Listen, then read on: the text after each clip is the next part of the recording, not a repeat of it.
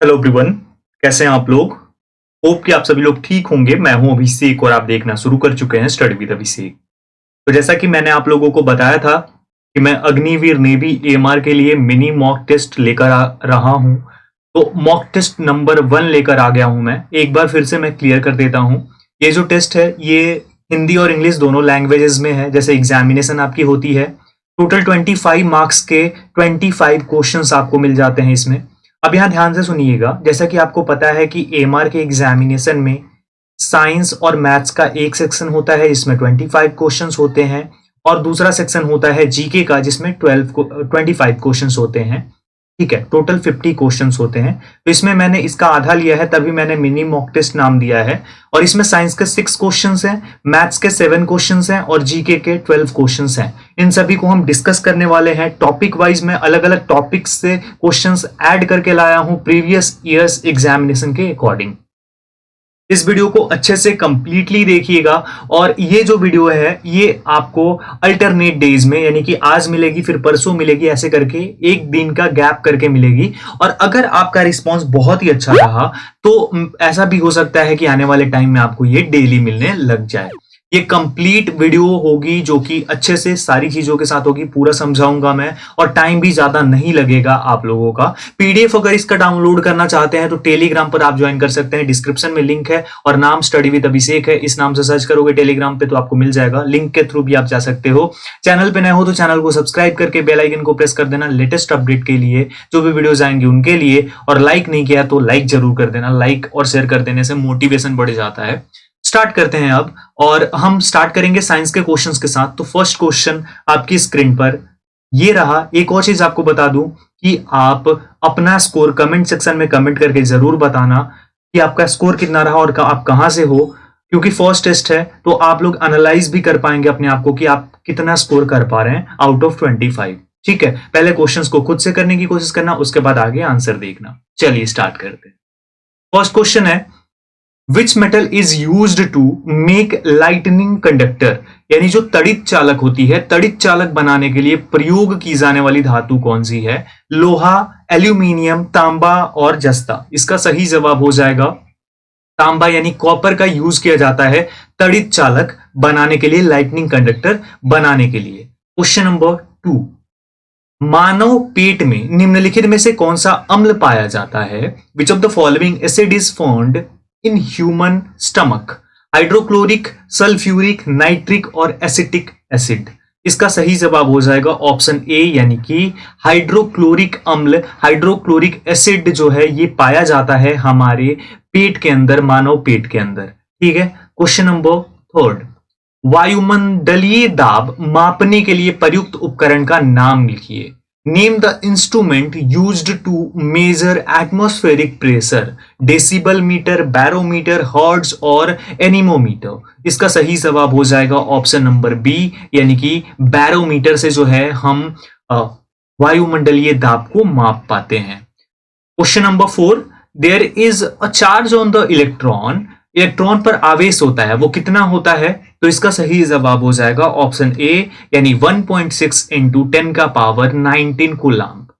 ये इसका सही जवाब हो जाएगा। ये चार्ज होता है किसी भी इलेक्ट्रॉन पे। क्वेश्चन नंबर 5 है कि जब किसी गेंद को ऊपर फेंका जाता है तो गेंद का गुरुत्वाकर्षण बल क्या होता है? When a ball is throne up, what is the gravitational force of the ball? मतलब उस पे जो ग्रेविटी लगेगी, जो ग्रेविटेशनल फोर्स लगेगी, वो कैसे लगेगी और किस प्रकार की लगेगी? गति की दिशा के विपरीत लगेगी।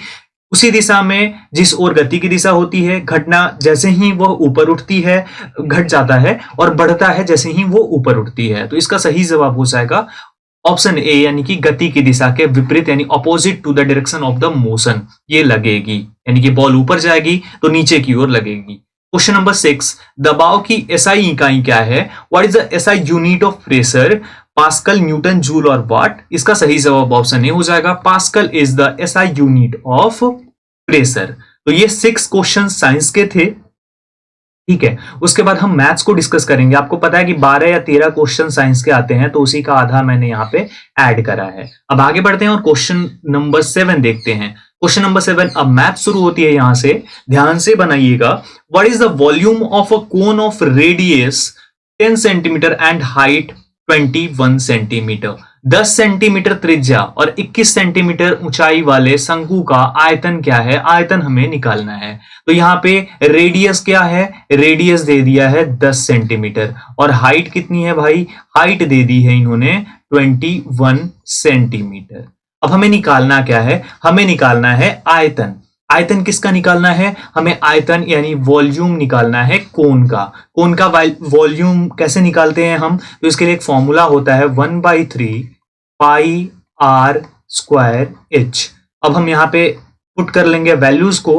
1/3 पाई की वैल्यू होती है 22/7 इंटू आर स्क्वायर है तो 10 का स्क्वायर कर लेंगे यहाँ पे हम, इंटू एच क्या है? सिंपल एक है, एक बार है तो 21। अब यहां से हम कट करेंगे तो ये 3 टाइम में चला जाएगा, ठीक है। तो यहां हम 3 लिख देंगे और ये 3 से 3 चला जाएगा। अब हम यहां मल्टीप्लाई कर देंगे 22 इंटू 10 इंटू 10 तो हमारा टोटल हो जाएगा यहां 2200 सेंटीमीटर स्क्वायर, यानी हमारा ऑप्शन ए बिल्कुल सही हो जाएगा। अगर आपको कहीं पे भी डाउट बन रहा है तो आप एक बार फिर से पीछे कर लो वीडियो को और देख लो, आपका डाउट क्लियर हो जाएगा, ठीक है। Next question, question number 8। A shopkeeper makes a profit equal to the selling price of a article by selling 9 articles. What is his profit percentage? एक दुकानदार 9 वस्तुएं बेचकर एक वस्तु के विक्रय मूल्य के बराबर लाभ कमाता है, उसका लाभ प्रतिशत कितना है? अब हमें यहां पे बताना है कि लाभ प्रतिशत क्या हो जाएगा, ठीक है। ध्यान से समझना मेरी बात को। यहां पे क्या बोला जा रहा है? 9 वस्तुएं बेचता है और एक वस्तु के विक्रय मूल्य के बराबर लाभ कमा लेता है। तो हम सबसे पहले यहां पे क्या निकालना चाहेंगे? सबसे पहले हम निकालना चाहेंगे क्रय मूल्य, कि क्रय मूल्य इसका क्या है। क्रय मूल्य निकालने के लिए क्या किया जाता है? विक्रय मूल्य माइनस लाभ किया जाता है, ठीक है। विक्रय मूल्य माइनस लाभ किया जाता है। तो हम मान लेते हैं कि प्रत्येक वस्तु का जो इसका विक्रय मूल्य है, प्रत्येक वस्तु का मूल्य हम मान लेते हैं, जो मूल्य है विक्रय मूल्य वो 1 रुपीज मान लेते हैं, ठीक है। तो 9 वस्तु का कितना हो जाएगा? 9 रुपीज हो जाएगा, ठीक है।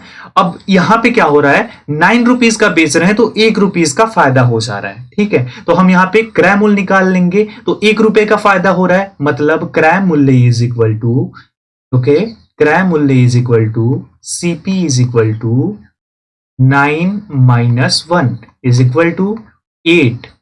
8 यहां पे आ गया हमारा क्रय मूल्य। अब हमें क्या निकालना है? लाभ प्रतिशत निकालना है। तो लाभ प्रतिशत, गेन परसेंटेज जो निकालते हैं हम, उसके लिए फॉर्मूला क्या होता है? होता है जो टोटल गेन होता है अपॉन सीपी जो होती है क्रय मूल्य इंटू 100। अब यहां पे हमारा गेन कितना है? 1 रुपए का, और सीपी कितनी है? 8 रुपए, और 100 से कर देंगे मल्टीप्लाई। अब यहां पे क्या हो जाएगा हमारा? हम अगर करते हैं तो 100 अपॉन 8 से कट करेंगे 12.5 हमारा आ जाएगा, यानी जो टोटल गेन हुआ वो 12.5% हो जाएगा, यानी ऑप्शन बी हमारा बिल्कुल सही हो जाएगा। कहीं पे भी डाउट हो फिर से जाकर के पीछे क्लियर कर लेना, बहुत अच्छे तरीके से मैं क्लियर कर रहा हूं। और भी कुछ चेंजेस करने हो तो आप मुझे बता देना कमेंट करके, आने वाली वीडियोस में करूंगा। 9th नंबर आपकी स्क्रीन पर। एक परीक्षा में प्रति पेपर एक छात्र के औसत अंक 72 थे। यदि उसे गणित में 25 अंक कम और विज्ञान में 17 अधिक अंक प्राप्त होते हैं तो प्रति पेपर उसके औसत अंक 71 होते। परीक्षा में कितने पेपर थे ये हमें बताना है, टोटल पेपर कितने थे। तो हम सबसे पहले तो मान लेंगे कि माना total paper is equal to n, okay, हमने ये मान लिया यहां पे। अब हमें क्या करना है आगे हम देखते हैं। माना टोटल पेपर n हो गया हमारा, तो औसत अंकों में जो चेंजेस हो रहे हैं वो क्या हो रहा है? वो पहले तो 72 था लेकिन वो 71 हो जाता है अगर ये चेंजेस होते हैं तो हम क्या कर देंगे? 71 माइनस 1, ये औसत अंक 71 माइनस 72, यहाँ पे औसत अंकों में चेंज हो गया -1, यही चेंज हो रहा है ना यहाँ पे। उसके बाद आगे हम क्या करेंगे कि जो कुल अंकों का चेंज होता है, यानी कि 25 अंक गणित में कम हो जाते हैं और विज्ञान में 17 अंक अधिक हो जाते हैं, तभी तो 71 होता है ना औसत। तो यहां पे हम क्या करेंगे, -25 + 17 इज इक्वल टू -8। तो यहां पे क्या हो गया, इनमें जो चेंजेस हो गए, अंकों में जो चेंज हुए हैं वो कितने हो गए, -8 अंक के। तो अकॉर्डिंग टू क्वेश्चन हम जाएंगे, अगर क्वेश्चन के अनुसार, तो यहां पे हमारा क्या हो जाएगा, -1 इंटू n, यहां पे ये कट कर दिया मैंने, यहां n इज इक्वल टू -8, यही हो जाएगा। तो n इज इक्वल टू, ये माइनस चला जाएगा, n बचेगा, n is equal to 8।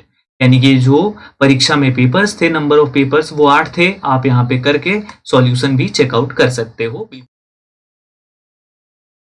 Question number 10 है आपकी स्क्रीन पर। अब इसे कैसे सॉल्व करना है, आपको एक चीज का ध्यान रखना है कि जिस भी टाइम आपको इस टाइप का क्वेश्चन मिले, आपको एयरफोर्स में भी मिल सकता है, नेवी एमआर में तो ऑब्वियसली इस टाइप के क्वेश्चंस आते हैं, और भी एग्जाम्स में आपको पूछे जाते हैं इस टाइप के क्वेश्चंस। इसे सॉल्व करने के लिए एक चीज जानना बहुत इंपॉर्टेंट है, जो हमें शायद जब हम 6th-7th क्लास में होते हैं तभी सिखा दिया जाता है, ठीक है। वो होती है एक चीज, और वो क्या है, एक फॉर्मूला, जो कि है बॉडमास का सूत्र।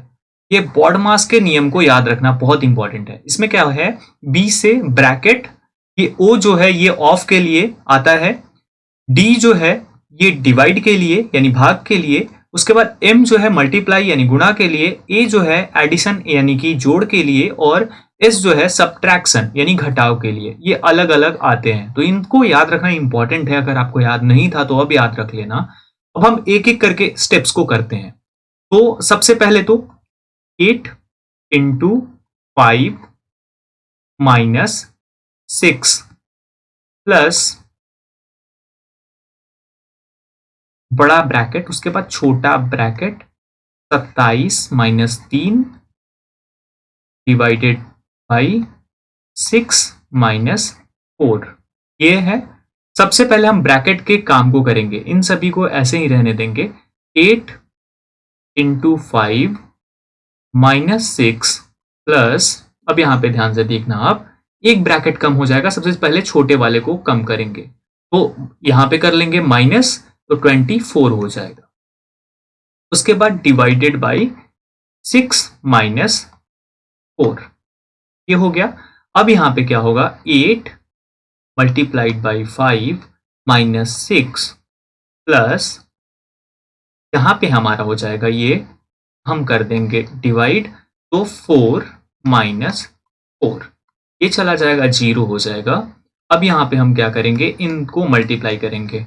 पहले ब्रैकेट का कार्य हो गया, उसके बाद हम करेंगे ऑफ यहां पे है नहीं, यहां पे क्या है, मल्टीप्लाई है। उसके बाद डिवाइड करते हैं तब मल्टीप्लाई करते हैं, तो डिवाइड का भी कार्य हो गया। अब हम यहाँ पे मल्टीप्लाई करेंगे, इन दोनों को भी ऐसे ही छोड़ देते हैं, माइनस करना है तो आप कर भी सकते हो। तो यहाँ पे हम मल्टीप्लाई कर देते हैं, तो 40 हो जाता है -6। अगर यहाँ पे ऐसे रखोगे भी तो कोई दिक्कत नहीं है, 4, और यहाँ पे ये वाला भी 4 रखोगे तो सेम ही आएगा। अब प्लस वालों को ऐड करोगे तो देख लो, ये 4 प्लस वाला है और ये 40 प्लस वाला है, यहाँ प्लस छिपा होता है, पता है आपको। 44 हो गया ये, और माइनस वाले को ऐड कर देंगे तो 10 हो गया, इज इक्वल टू 34। हमारा आंसर आ गया, ऑप्शन ए इसका सही जवाब हो जाएगा।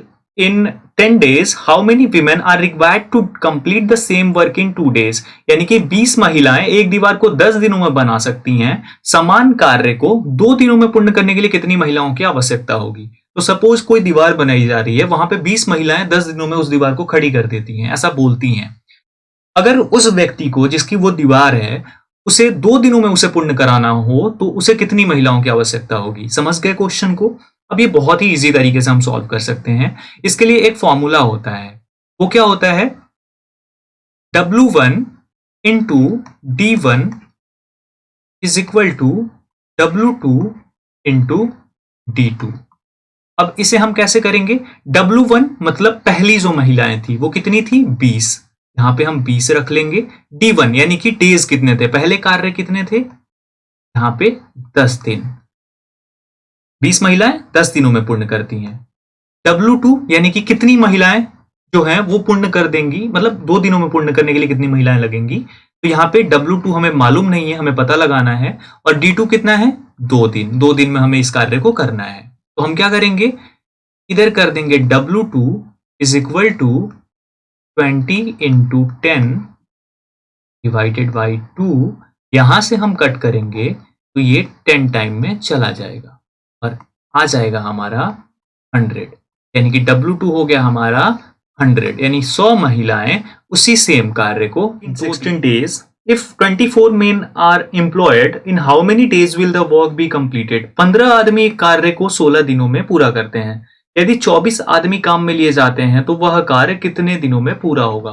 तो यहाँ पे क्या है, W1 क्या है, 1 है, यानी वर्क 1 क्या है, 1 है। W2 क्या है, वर्क 2 क्या है, 1 ही है, समान कार्य है, मतलब दोनों टाइम में। अब यहाँ पे अगर हम बात करें M1 कितना है, मेन है, तो यहाँ पे M1 हमारा कितना हो जाएगा, M1 इज इक्वल टू 15, यानी कि पहली बार 15 आदमी। और कार्य को पूरा करने में कितने दिन लेते हैं, यानी D1 कितना है हमारा, तो D1 यहाँ पे 16 दिन। अब यहाँ पे क्या है, 24 आदमी, यानी कि M2 यहाँ पे दिया हुआ है। पिछले क्वेश्चन में W2 नहीं दिया गया था, तो यहाँ पे M2 दिया गया है 24। हमें निकालना क्या है, D2 निकालना है कि कितने दिन लगेंगे, यही निकालना है ना। तो हम क्या करेंगे, M1 into D1 on W1 is equal to M2 into D2 on W2। ऐसे भी करके सॉल्व कर सकते हैं आप, ये मैं बता देता हूं कि आप ये ना बोलो कि ये हमें पता नहीं था। तो ये दोनों सेम ही है, तो इनका कोई वैल्यू है नहीं। यहाँ पे हम सिर्फ वैल्यू पुट करेंगे इनकी। तो M1 के लिए यहाँ पे वैल्यू अगर पुट करते हैं हम, यहाँ पे अगर हम वैल्यू पुट करते हैं M1 की तो 15 हो जाएगा। यहाँ पे कर रहा हूँ, थोड़ा स्पेस कम है। 15 इंटू D1 कितना है, 16 इज इक्वल टू M2 कितना है हमारा, 24 है, और D2 कितना रखा गया है, D2 यहाँ पे पता नहीं है, D2 निकालना है। तो D2 इज इक्वल टू यहाँ पे 15 इंटू 16 ऑन 24, ये 2 टाइम में चला जाएगा, ये 3 टाइम में चला जाएगा 8 से, और यहाँ पे बचेगा कितना, 30। इसको हम 3 से डिवाइड करेंगे तो 10 आ जाएगा, यानी कि 10 डेज, यानी कि D2 इज इक्वल टू हमारा कितना हो जाएगा, 10 हो जाएगा। आंसर आ गया, ऑप्शन सी इसका सही जवाब हो जाएगा। नेक्स्ट क्वेश्चन, 2 संख्याएं 3 और 4 रेशियो में हैं। यदि पहली संख्या का 60% 144 है तो दूसरी संख्या का 30% क्या होगा। तो पहली संख्या का 60% 144 है। हम मान लेते हैं फर्स्ट संख्या जो है वो 3 है और सेकंड संख्या जो है वो 4 है। यहाँ पे हम इन्हें ही मान लेते हैं, ठीक है। तो पहली संख्या यानी 3 का जो 60% है वो 144 है। तो 3 का 60% हम अगर निकाल के देखते हैं कितना हो जाएगा, यहाँ से अगर हम निकालते हैं तो 144 हो जाएगा। ऑब्वियसली 144 144 यहाँ पे हो जाता है, यही है ना यहाँ पे, ठीक है। अब हम अगर निकालेंगे तो 3 संख्या कितनी है, 3 नंबर कितनी है, यही तो हमें निकालना है ना, 144 यहाँ से हमें निकालना है ना। तो तीसरी संख्या हमारी कितनी हो जाएगी, तीसरी संख्या हमारी हो जाएगी third number is equal to 240। निकाल कर देख लीजिएगा, आपको पता लग जाएगा, ठीक है। अब हम ये निकाल चुके हैं ऑलरेडी, ठीक है। अब हमें करना क्या है, अब हमें निकालना है कि अगर तीसरी संख्या 240 है तो जो मतलब तीसरी यानी 3 फर्स्ट संख्या इज इक्वल टू 240 है, तो दूसरी संख्या यानी कि जो 4 है वो कितनी हो जाएगी, उसका 30% क्या हो जाएगा वो हमें निकालना है।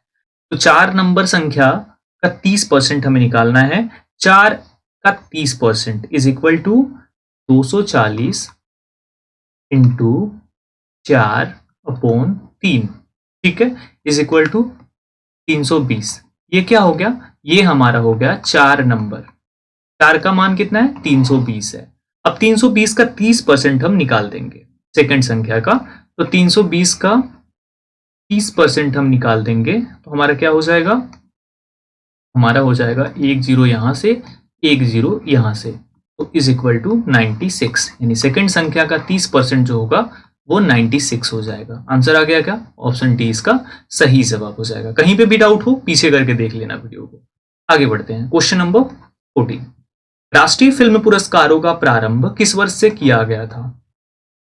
तो इसका सही जवाब हो जाएगा ऑप्शन नंबर ए, यानी कि 1973, 1973 से राष्ट्रीय फिल्म पुरस्कारों की शुरुआत हुई थी। क्वेश्चन नंबर 15, पानीपत का तृतीय युद्ध कब हुआ था? तो इसका सही जवाब ऑप्शन बी हो जाएगा। 1761 में ये पानीपत का थर्ड युद्ध हुआ था। पहला 1526 में मुगल साम्राज्य की स्थापना हुई थी और 1556 में जो है वो दूसरा युद्ध हुआ था। और जो तीसरा युद्ध था ये मराठाओं और अहमद शाह अब्दाली के बीच में हुआ था। 1947 में हमारा देश आजाद हुआ था। क्वेश्चन नंबर 16, सैयद वंश का संस्थापक कौन था? इसका सही जवाब हो जाएगा ऑप्शन बी, यानी कि खिज्र खान। खिज्र खान जो था ये सैयद वंश का संस्थापक था। Khizr Khan was the founder of Syed dynasty. Question number 17, Akal Takht की स्थापना किस सिख गुरु ने करी थी? विच सिख गुरु फाउंडेड द अकाल तख्त? इसका सही जवाब हो जाएगा 17th का ऑप्शन सी, यानी कि गुरु हरगोबिंद सिंह जो थे इन्होंने ही अकाल तख्त की स्थापना की थी। ठीक है। क्वेश्चन नंबर 18, भूमध्य सागर का प्रकाश स्तंभ कौन से ज्वालामुखी को कहा जाता है? Which volcano is called the lighthouse of the Mediterranean sea? इसका सही जवाब ऑप्शन बी हो जाएगा। स्ट्राम्बोली जो है इसे लाइट हाउस ऑफ मेडिटेरेनियन सी यानी कि भूमध्य सागर का प्रकाश स्तंभ बोला जाता है। एटीएम का फुल फॉर्म क्या है?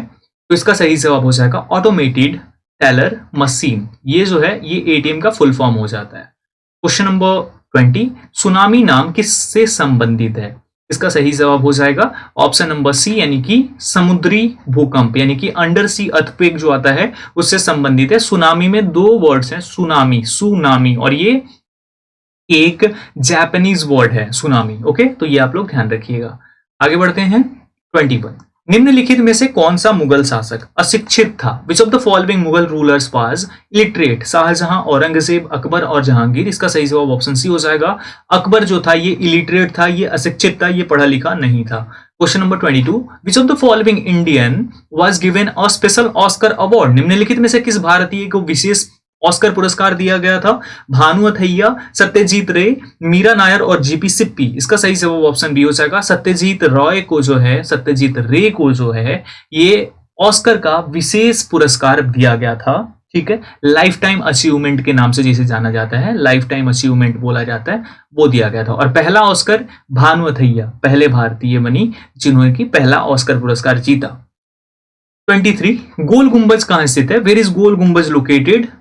इसका सही जवाब हो जाएगा ऑप्शन नंबर डी, यानी कि कर्नाटक। कर्नाटका में जो है ये गोल गुंबज अवस्थित है। क्वेश्चन नंबर 24, अंटार्कटिका की खोज किसने की थी? Who discovered Antarctica? James Cook, Frederick Miser और जॉर्ज क्रम, क्रिस्टोफर कोलंबस। इसका सही जवाब हो जाएगा ऑप्शन ए, यानी जेम्स कुक ने अंटार्कटिका की खोज की थी। क्वेश्चन नंबर 25, स्वतंत्र भारत के पहले मुख्य न्यायाधीश कौन थे? Who was the first chief justice of independent India? बीजन कुमार मुखर्जी, नीलम संजीव रेड्डी, गणेश वासुदेव मावलंकर, हरिलाल जे किशुनदास कानिया। इसका सही जवाब ऑप्शन डी हो जाएगा। हरिलाल जे किशुनदास कानिया यानी एच.जे. कानिया जिन्हें बोला जाता है, ये भारत के स्वतंत्र भारत के पहले मुख्य न्यायाधीश थे। याद रखिएगा। अभी आप लोगों को एक टास्क दे देता हूं, कमेंट सेक्शन में कमेंट करके अपना स्कोर बताना है आपको और एकदम ऑनेस्टली बताना है।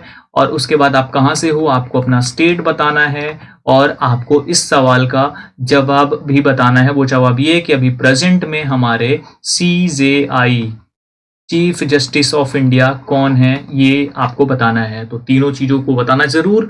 PDF नोट्स अपडेट्स के लिए टेलीग्राम पर ज्वाइन कर सकते हैं आप लोग। और साथ ही साथ thank you for watching.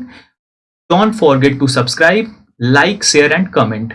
Like और शेयर जरूर कर देना, कमेंट भी करके बताना कि और ज्यादा क्या इंप्रूवमेंट चाहते हैं आप लोग और किस टाइप की वीडियोस आप चाहते हैं। और बस अभी के लिए इतना ही। सपोर्ट करो, सब्सक्राइब करो। Thank you so much everyone. अपना ख्याल रखो, सबका ख्याल रखो।